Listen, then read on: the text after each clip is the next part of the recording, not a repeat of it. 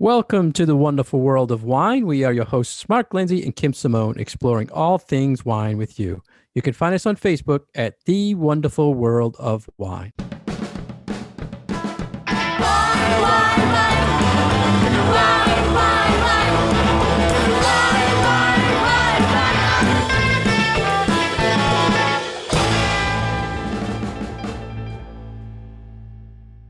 Hello, everybody, and happy holidays. Welcome to this week's edition of The Wonderful World of Wine. How are you, Kim? I'm well. Happy holidays to you too, Mark.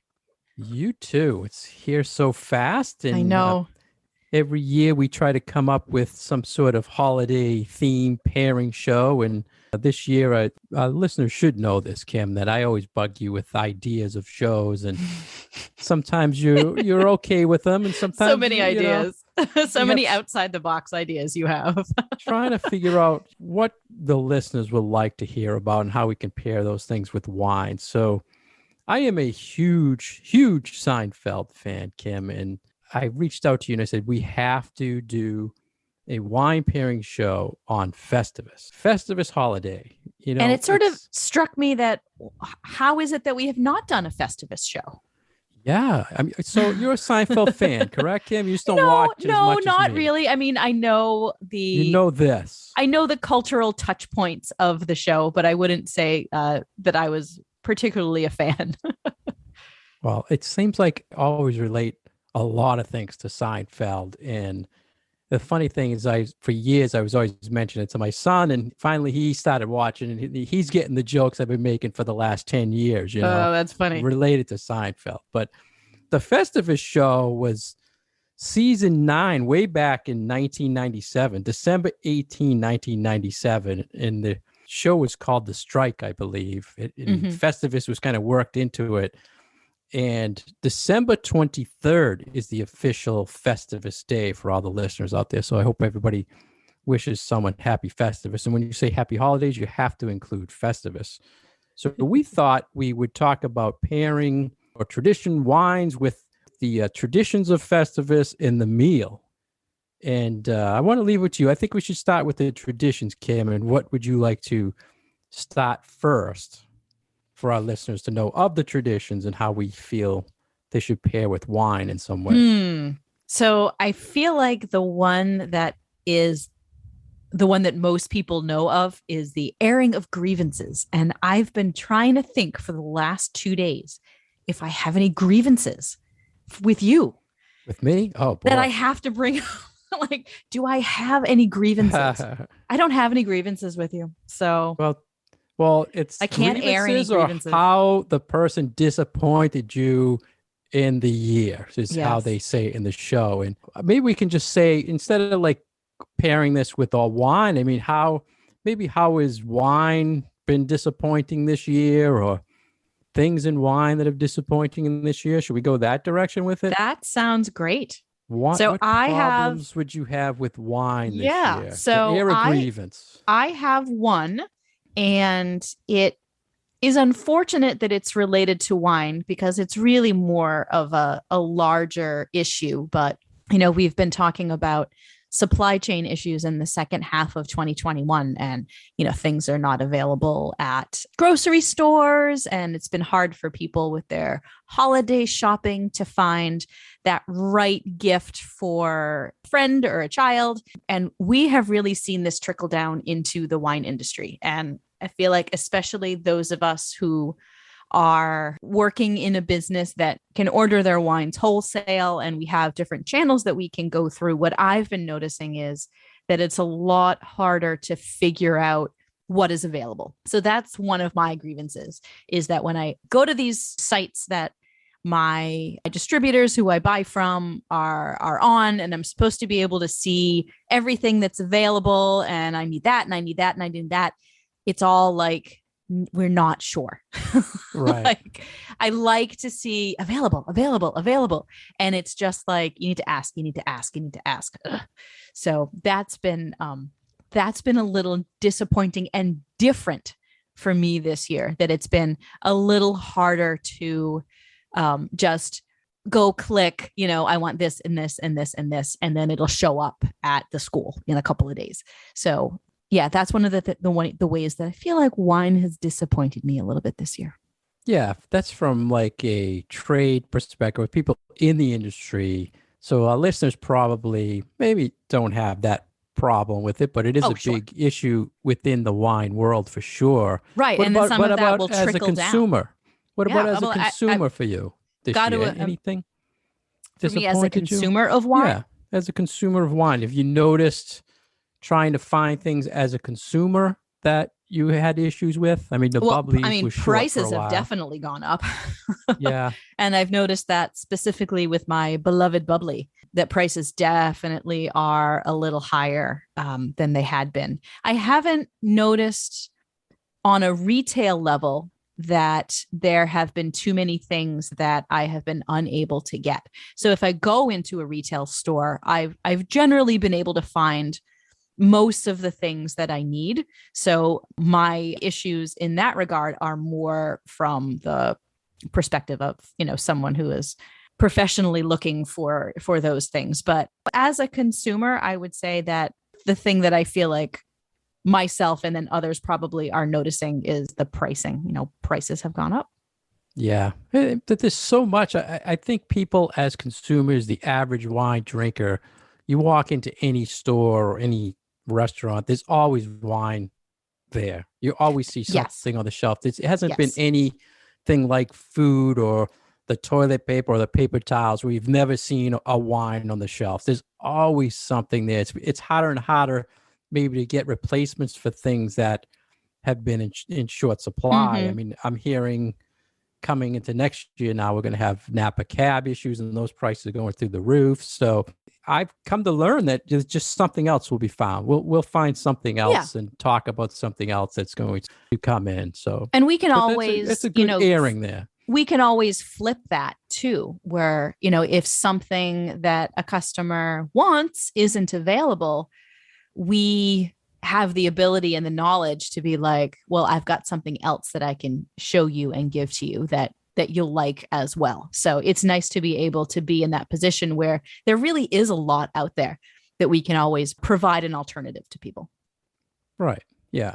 And that kind of leads me to my grievance, which is the pretty much the same thing my whole wine life now, Kim, is when you have certain wine drinkers that are just on big brands and they just don't want to explore. I don't want to say just big brands, but they have one particular wine they drink all the time and they don't want to try anything else. And it kind of makes me want to scream and say, there's so much out there.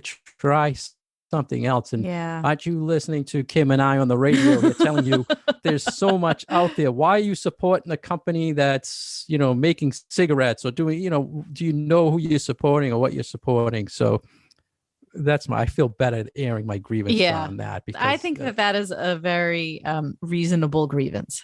it just keeps continuing. That and my label thing. Every year I think I'm tackling more on labels and then I go deeper into it and I go another direction with it. And I can just see why consumers are having a hard time understanding those labels because it just gets trickier and trickier every year finding out what's going on. And we did a whole show on that this year. So the area of grievances, those are good ones, Kim. I agree. And the show, I don't think they even aired anything. They started to say what they didn't like about people and never really went into it. So I thought that was always interesting part of the show about the airing of grievances. I think that that's a kinder way of approaching it instead of actually airing Yeah. our grievances against others. Yeah. Yeah. So do you celebrate Festivus at home since you're such a big Seinfeld fan? I'm a social media Festivus celebrator. I Okay. do it because a lot of people at one time I was putting on my signage, in the store and people were getting the joke. And I mean, it's all part of the happy holidays. That someone out there knows the joke about it. It's become a really popular thing. And that's why we had to address it, Kim, to talk about these Festivus traditions. That's right. So I want to go with the tradition of the pole that they talk about. It's not a tree. It's just a pole. And it's really the only thing that's celebratory about, I feel that about Festivus. There's an actual item to show you celebrate Festivus. And in the show, it was just a single aluminum pole. But it doesn't get And decorated, right? no No decoration. decoration. They Just a did pole. not like tinsel. The father said it was distracting to him. And to me, I think you can easily pair wine with the Festivus pole. So I'm curious what direction you would go with that. If I said pair a wine with the Festivus pole and the tradition of the Festivus pole, what would you think of? What comes to mind? Or did you not go that direction? I don't think I went that deep. I was Wow, thinking see? more, what am I going to pair with the Festivus meatloaf?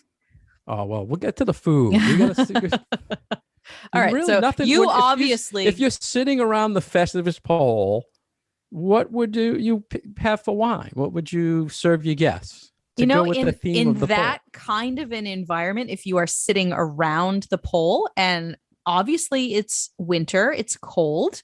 They were in New York, so it's northern hemisphere winter.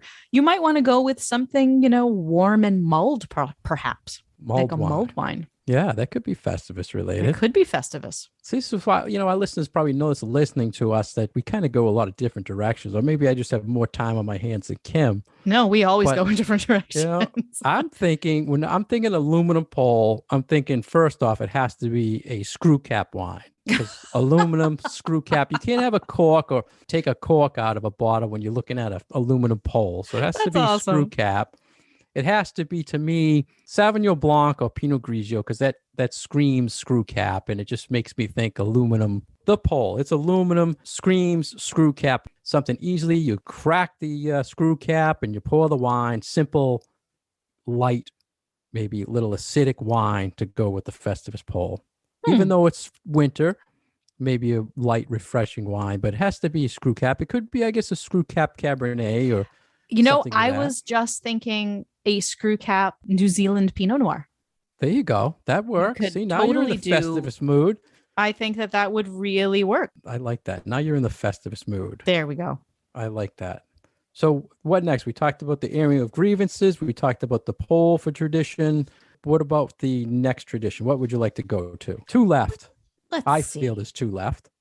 So I don't think that we're going to be doing physically too many feats of strength, but I think it's a good time to talk about perhaps stronger wines if we are sticking to the theme of Festivus. And there is the feats of strength, which as the Festivus evening winds down, the host has to wrestle with one of their guests, and it's only over when the head of the household gets pinned down. Maybe we need to talk about those wines that perhaps will pin you down after you've had maybe a little too much of them.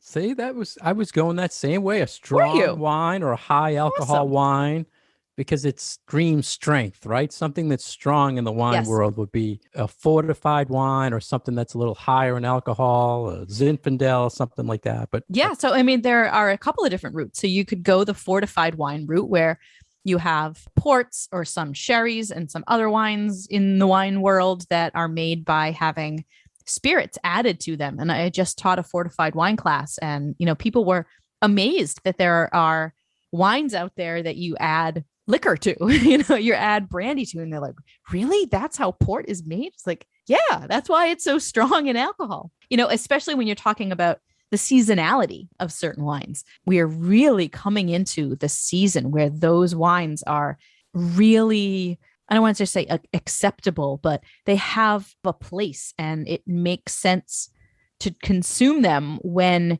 it's a little bit colder or when you're in a celebratory mood. So yeah, I think those stronger fortified wines are a great addition to one's Festivus festivities. It's always funny when people explore a fortified wine like a port for the first time, or they taste it for the first time, and they're just blown away with the strength, how, you're talking 16, 17, 19, 20%, which is a great difference between the 13% wine you're used to. So I was thinking also with the stronger wines, you could go with what's strong trending in wines. Yeah. For the feats of strength. So what do you think is strong trending in wine that we've talked about this year? What is trending? So we've been talking for quite a while about pink wine. Rosé is not showing any signs of abating in its popularity. A little bit less now in the summertime a little bit less now than how it is in the summertime, because it is generally considered to be a little bit more of a warmer weather seasonal wine. But there are always those wines that I feel like have staying power. And I feel like Pinot Noir is still that wine. And I am always amazed at the reception that Pinot still gets, even after, Sideways was like, 20 years ago now, maybe a little bit less. And yet it is still a grape variety that is very exciting in people's imagination. So I would say that, we're still riding the Pinot Noir wave. Yeah, I agree with that. No, on the rosé topic you mentioned, usually in fall, I'll phase out the rosés because the trend is over. Summer, the hot weather's gone.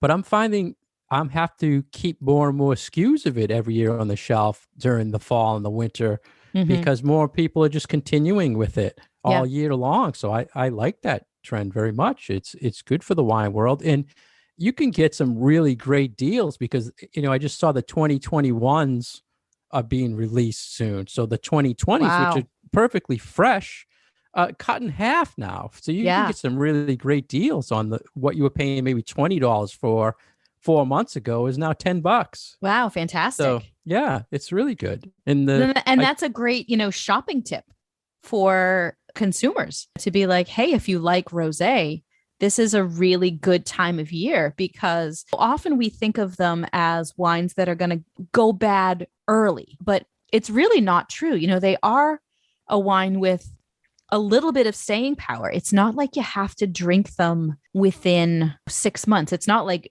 beer with an expiration date. Some of them do add different acidity. Levels of flavor and complexity as they get a little older, but they're really not going to fall apart within a couple of years. So it's a great opportunity to be able to taste a bottle that you've maybe always wanted to try. And if it's even at a lower price point, then what's stopping you?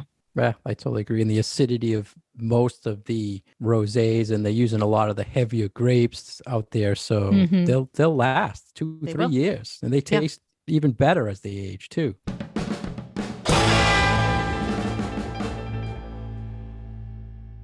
You're listening to The Wonderful World of Wine, and we are your hosts, Mark and Kim. You can find more information about Mark at his website, franklinliquors.com, and more information about myself at commonwealthwineschool.com.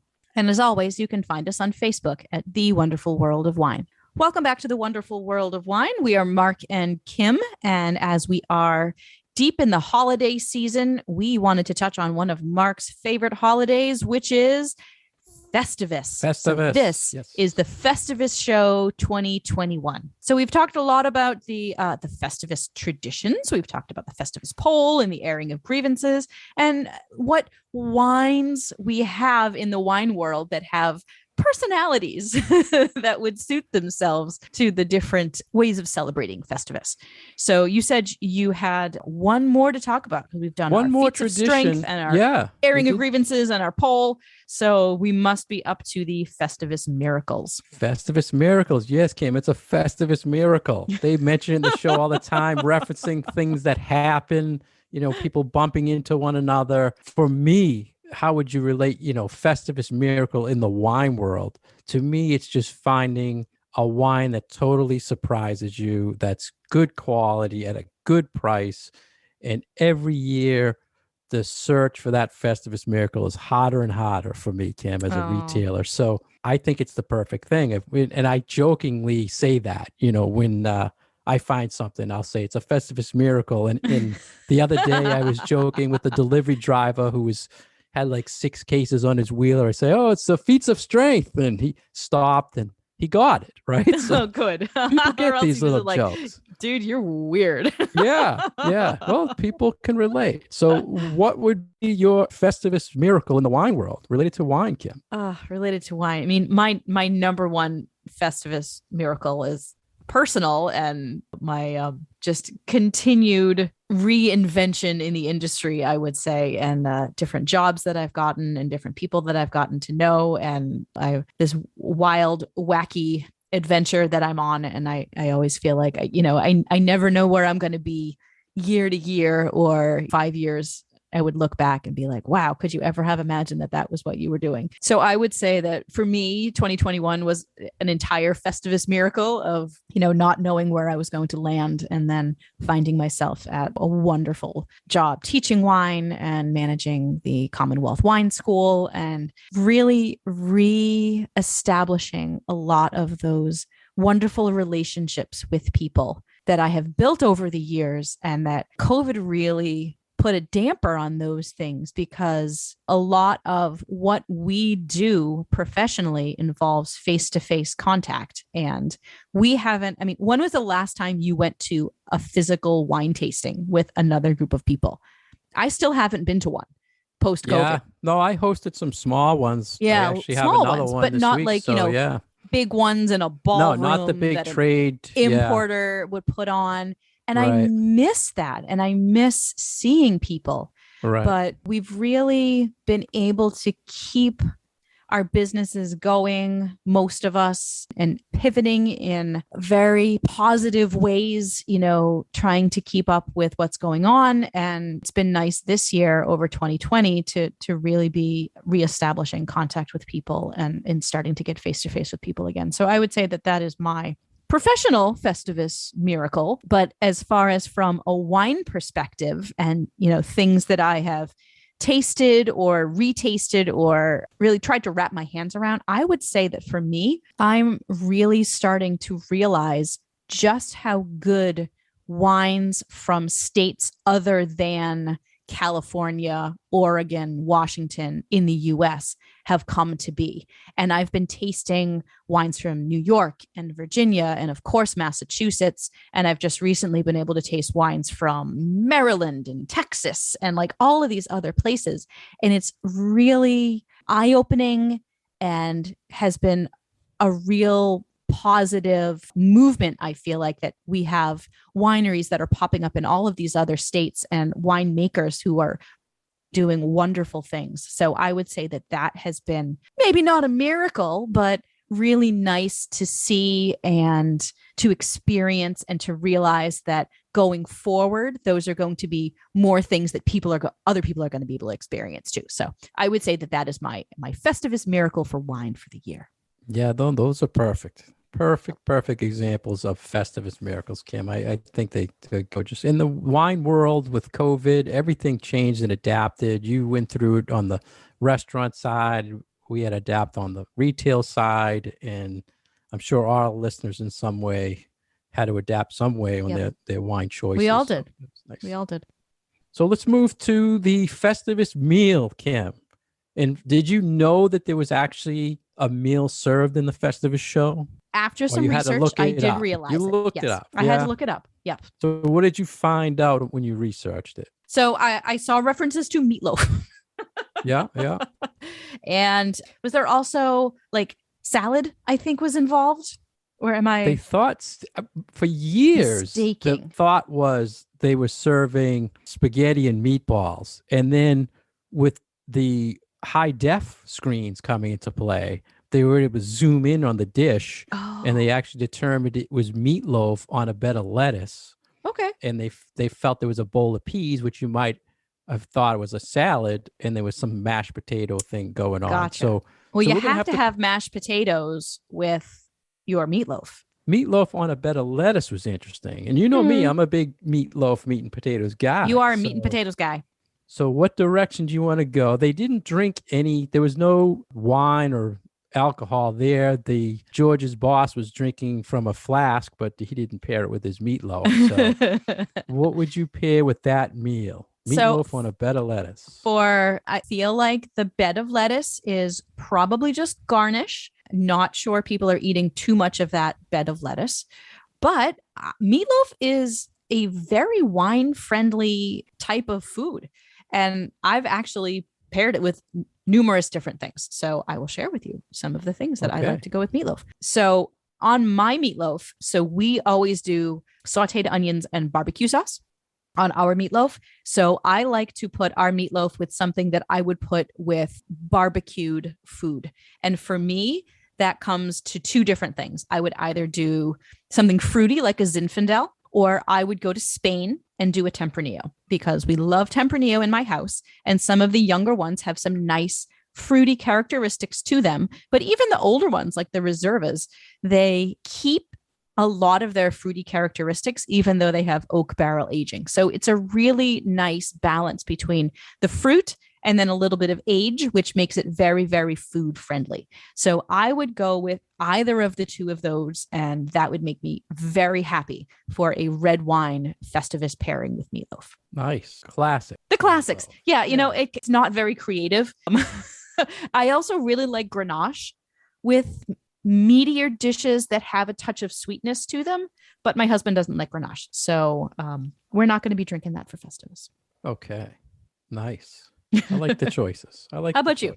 Well, being a Seinfeld fan, Kim, I was trying to think of when did they even talk about wine in Seinfeld? And I can't imagine that they did a whole lot of talking about wine. They didn't at all. But in the 5th season, there was a show called The Dinner Party where Kramer and George actually visit a liquor store. And George had this big puffy coat on. And if our listeners can remember this episode, George kind of twirls around and he bumps into a display of wine. And he smashes it all over the place. Oh, gosh. But there was a conversation between George and Kramer. And come to find out, Kramer was very up on wine. And he mentioned about Mouton Cadet. He was holding his hand. He said it's very robust and dry. And he said versus a Beaujolais, which is very fruity. So keeping with that theme of their wine from the 5th season to the Festivus show in the 9th season, I say we pair the meatloaf with a Bordeaux, which Mouton Cadet is. Very good. Or a Beaujolais or a Gamay. So I would stick with that theme. So you don't think that Gamay would be a little too light for meatloaf? No, not necessarily. I mean, I think it's maybe a little too acidic, but depends on if it had a sauce that, like you mentioned, if it had a barbecue sauce or something spicy, I think it works. Mm-hmm. That's true. Because there is that spicy element. And I have to say, you know, you have always been a big proponent of red wines with a spicy component with spicy foods. And I've always sort of poo-pooed that. Like, no, you need to have a white wine with some sweetness to it in order to pair it correctly or well with spicy food. And then I did a spicy dish with a spicy red wine. And I have to say, the pairing was so spot on that it is making me absolutely change my whole philosophy about what to pair with spicy food. Festivus miracle. Maybe, you know what? Maybe that's my Festivus miracle is that I've, my eyes have been opened to what to pair with spicy food. Cause usually I'm like Riesling or nothing, but, yeah, I don't remember what it was, if it was a Shiraz or if it was something from Southern France or Portugal, but it was really eye-opening. So I would have to say that doing one of those red wines that have a spicy component to it, if you're going to have, some sort of spicy element to your meatloaf, I think would be really lovely. Sounds good to me. You've been telling me this for years and I've never believed you. And now I know you're right. Now I know you're right. So we're both right. See, the thing is, we're both right. There's no, we just, you don't have to have just one answer for food and wine pairings. And that's what's so lovely about it is that, there are so many right answers. It's not like a math problem. So listeners have probably been thinking, I can't believe these guys are talking about Festivus and wine during the holidays. Like what, but I was thinking when I sent the idea to you, Kim, and you gladly liked the idea, I was thinking when we were around the holidays and I saw you had posted something about traditions and, you had mentioned something about Santa Claus and how when you grew up, Santa never wrapped the gifts. They just put them on the tree, right? So it's a tradition. And that's what this whole Festivus is, just another tradition. We all have weird holiday traditions. So I can see where they kind of went with this whole creating a holiday, Festivus. It's a joke, I feel, based on traditions, the elf on the shelf, all that type of stuff. So it's really no different than any of the holidays that we celebrate in a way. So I hope our listeners felt it was good for us to cover this. And well, what it comes down to is we create our own traditions, right? Right. So, it's not, holidays and holiday traditions are not static. They change with the passing of time and with the people in your life. And I think new traditions are welcome. I am not one of those people that really dislikes change. I actually kind of like change. Most people don't. But, over the course of time, these things do change. And I think it's really nice to see new things entering either the public vernacular or things that individual families do. So thank you for suggesting the idea of a Festivus show, because I think it was really fun. Yeah. So everybody remember, December 23rd is Festivus. And when you say happy holidays to somebody, please include Festivus in those thoughts. For our listeners, and you, Kim, happy holidays. And I hope you have a safe and Santa's good to you with some wine. Thank you. I hope so too. I hope so. I hope Santa knows what I like. And for all our listeners, happy holidays. Happy holidays and Merry Christmas, everyone.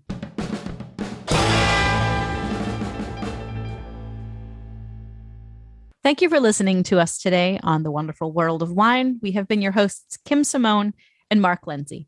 You can find us on Facebook at The Wonderful World of Wine, and all of our past episodes are on SoundCloud. Cheers and Merry Christmas. Wine, wine.